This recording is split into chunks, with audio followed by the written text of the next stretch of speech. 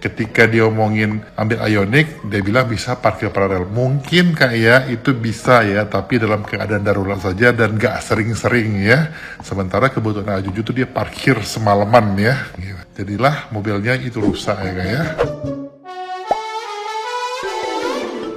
Buntut viralnya keributan AA Juju dengan sales Hyundai soal Ioniq 5 yang bermasalah setelah diparkir paralel, BYD Arista Peak justru memanfaatkan momentum tersebut untuk mempromosikan produknya sendiri.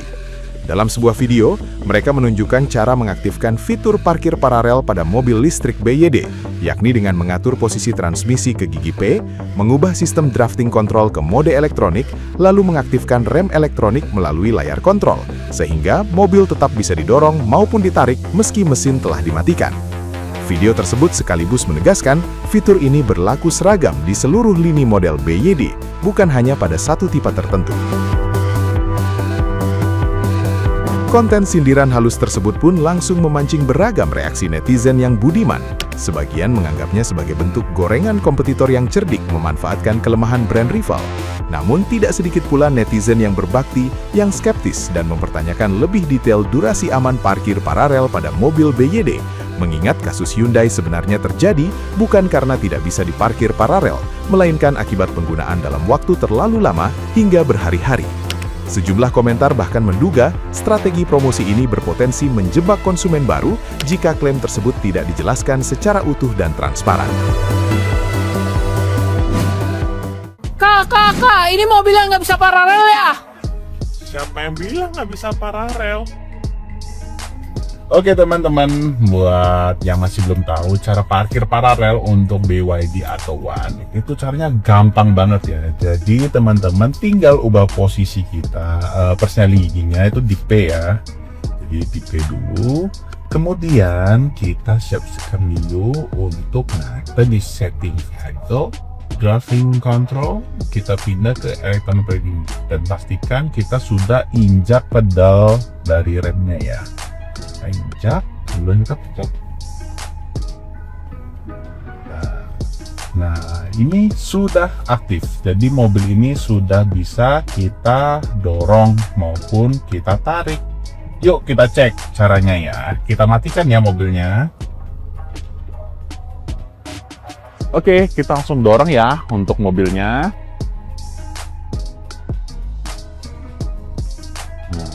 Mudah banget kan? Nah, ini berlaku untuk semua unit dari BYD, tidak hanya untuk Atto One saja. Wah, ternyata gampang ya. Nah, gimana nih menurut netizen yang terhormat? Silahkan berkomentar ya. Simpelnya gini Pak, TV itu nggak ada gearbox, jadinya dia nggak bisa parkir paralel karena dia nggak ada gearbox. Jadi selama di parkir paralel dia ngandelin daya ngambil dari aki untuk bikin virtual gearbox alias dinetralin. Kalian tahu kenapa ada namanya generative braking? Itu adalah pengereman karena dinamonya dibikin short sama baterai. Contohnya seperti itu. Sebenarnya udah banyak brand yang mobil bisa paralel parking, cuman kurang di ini aja dibikin diumumin gitulah ya, jadinya begini ya kan. Ini bukan salah siapa-siapa, ini cuman murni pure kesalahan miskom gitu guys ya. Ya sebenarnya ya nggak ada gearbox aja sih intinya gitu aja, makanya nggak bisa paralel. Belakangan ini media sosial ramai membahas curhatan food blogger AA Juju soal mobil listriknya yang mogok karena masalah e-drop setelah diparkir paralel. Usut punya usut, isu ini berbuntut panjang sampai ke urusan komitmen dan janji manis oknum sales saat awal pembelian. Nah, kasus ini menarik banget kalau kita bedah dari kacamata komunikasi bisnis. Sebagai pembaca buku How to Win Friends and Influence People karya Dale Carnegie, fenomena ini memperlihatkan betapa fatalnya dampaknya ketika sebuah komunikasi dibangun tanpa integritas. Dalam bukunya, Carnegie menekankan satu prinsip fundamental: kejujuran dan pemahaman atas kebutuhan orang lain adalah kunci utama mempengaruhi orang. Nah, sayangnya dalam praktik salesmanship yang kurang tepat, penjual sering terjebak hanya ingin asal laku dan menutup-nutupi batasan teknis produk demi mengejar komisi singkat. Penjual yang menerapkan prinsip Carnegie seharusnya berani berkata jujur mengenai keterbatasan produknya sejak awal. Memang, kejujuran mungkin berisiko kehilangan satu transaksi hari ini, tapi itu menyelamatkan reputasi dan membangun kepercayaan jangka panjang. Pada akhirnya, konflik ini jadi pengingat buat kita semua. Transaksi terbaik bukanlah tentang siapa yang pandai merangkai janji manis, tapi siapa yang mau mendengar dan menyampaikan kebenaran dengan empati. Bagaimana menurut kalian? Apakah transparansi sales di Indonesia sudah ideal? Coba tulis pendapatmu di komentar. Nah ini nih dari konten kreator dari A Juju yang baru saja membeli mobil terbarunya yaitu Hyundai secara cash. Tapi itu langsung ada kendala. Ini sangat disayangkan, sangat disesalkan cara penyelesaian dari Hyundai sendiri. Dan kalian tahu nggak? Dia ini membeli mobil itu secara cash tunai, nggak kredit. Tapi dia komplain langsung ke salesnya. Tapi tanggapan salesnya itu belit dan seolah-olah menyudutkan dia. Nah, yang kalian lihat itu adalah SPV-nya. Nah, untuk kendaraan yang dibeli itu yaitu Hyundai Ioniq 5 secara tunai, itu yang aku bilang pemakaiannya belum ada beberapa lama ya. Dari beberapa data yang aku baca, yang aku cari, itu baru beberapa hari, bayangin, belum bertahun-tahun. Tapi sudah memiliki kendala untuk mobil tersebut. Daftar kendala teknis yang pertama tidak fast charging. Jadi mobil tiba-tiba tidak bisa mengisi daya menggunakan fast charging, bayangin. Sehingga ia terpaksa mengisi daya lambat dan juga masih tidak seperti biasa. Biasanya kan kalau mobil itu di-charger itu langsung cepat gitu. Ini lambat dan aki 12 volt habis. Mobil sempat tidak bisa dinyalakan sama sekali karena akinya habis, bayangin. Dan juga tanggapan salesnya itu katanya masalah parkir paralel. Padahal sebelumnya itu salesnya itu sellingnya itu kepada si Juju ini tidak ada menjelaskan tentang masalah parkir paralel. Dan juga saat ini para sales Hyundai banyak live di TikTok dan menjelaskan tidak ada kendala, dan saya lihat sendiri di penjelasannya tidak ada masalah sebenarnya untuk parkir paralel atau bagaimana. Ayo dong dari Hyundai langsung selesaikan masalah ini kan, karena sangat berpengaruh negatif untuk penjualan dan juga trust atau kepercayaan konsumen kepada produk kalian. Apalagi ini konten kreator, tahu kan, itu cepat melebar luas informasinya kemanapun. Oke, semoga ada titik terang tentang masalah yang dialami oleh konsumen tersebut, supaya apa, trust dari konsumen itu akan kembali bangkit dan juga akan mendongkrak penjualan kalian. Apalagi tanggapannya fast respon. Oke guys, apalagi mobilnya gini nggak kredit. Sebenarnya mau kredit mau cash nggak ada masalah sebenarnya, yang penting barang kalian laku. Oke, thank you.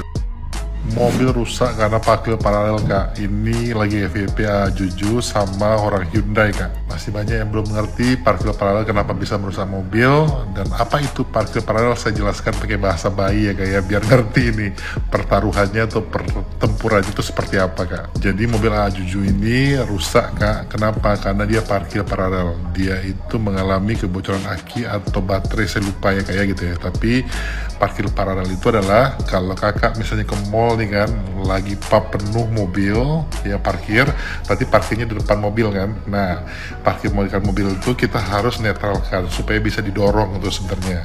Di mobil manual itu nggak ada masalah kayak kita netralkan, kita dorong nggak ada masalah. Tapi di mobil listrik kak, itu kita boleh netralkan, tapi kita boleh dorong hanya dalam keadaan darurat, mindahin di pinggir jalan, majuin, mundurin dikit kak gitu ya, nggak boleh kayak mobil manual ya kayak.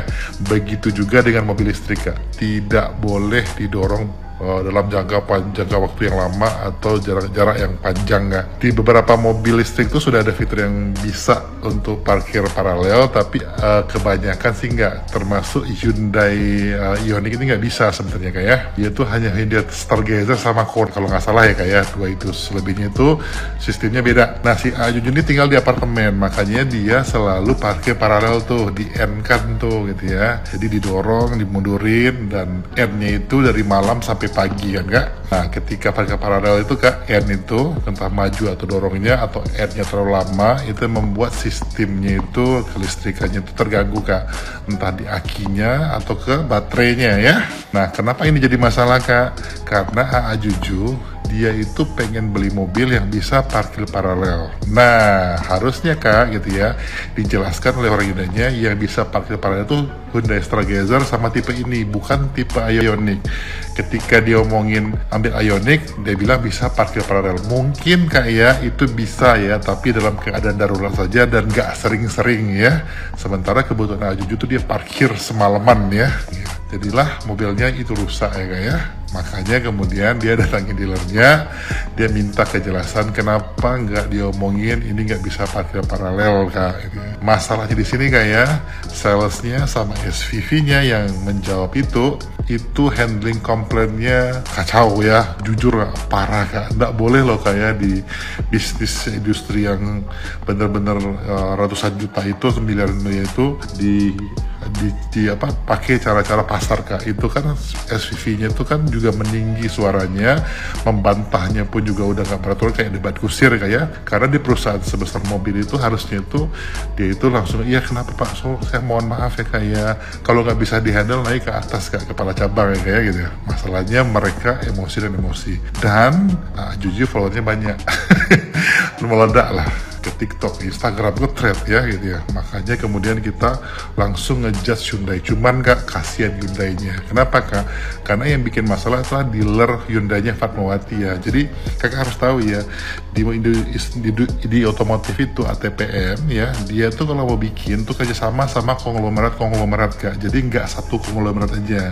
Misalnya nih Kak, ada yang namanya itu Arista, ada yang namanya Andalan, ada yang namanya grup dealer ya. Jadi Arista ini punya yang Fatmawati misalnya di daerah sini gitu ya, di daerah Kalimantan dia juga pegang gitu misalnya. Ada juga grup Andalan tuh megang Hyundai juga, tapi di daerah tertentu gitu ya. Di Bandung pun beda juga itu Kak, itu grupnya gitu ya. Jadi hanya karena satu grup dealer ya Kak ya, itu grup dealer yang lain yang mungkin handling komplainnya itu bagus, jadi kena jadi itu Kak. Apalagi Hyundai-nya tuh gitu ya. Karena ini kesalahan yang pertama di salesnya, yang kedua cara menghandle komplain ketika itu ya. Karena AA Juju juga merasa bahwa chat pun nggak dibales gitu ya. Dan ini fatal ya gitu ya. Semoga selesai ya Kak ya. Cuman saya titip satu pesan ya Kak ya, kalau bermasalah dengan satu grup dealer kayak gitu, jangan bawa-bawa grup dealer lain Kak. Karena kadang-kadang mereka lebih bagus handling komplainnya ya. Karena ini bisnis dan usaha sekarang lagi susah ya Kak ya gitu ya. Hanya gara-gara satu grup dealer yang grup dealer lain kena jadinya. Oke ya. Jadi jangan hakimi bahwa handling komplain di Fatmawati itu mencerminkan semua Hyundai Indonesia. Jangan Kak gitu ya. Saya nggak di-endorse kayak BDW Kak ya. Cuman saya dulu pernah di industri otomotif di motor Honda. Di Honda tuh Kak ada Daya Motor, ada MPM Motor Kak, ada lagi Mitra Motor Kak, Mitra Group. Jadi beda-beda tuh manajemennya, beda-beda yang punya tuh Kak gitu ya. Jangan sampai hanya gara-gara MPM Motor bermasalah, yang Daya Motor juga bermasalah. Padahal Daya Motor misalnya kayak itu bagus secara servisnya gitu. Jadi jangan generalisasi satu dealer itu melambangkan atau merepresentasikan semua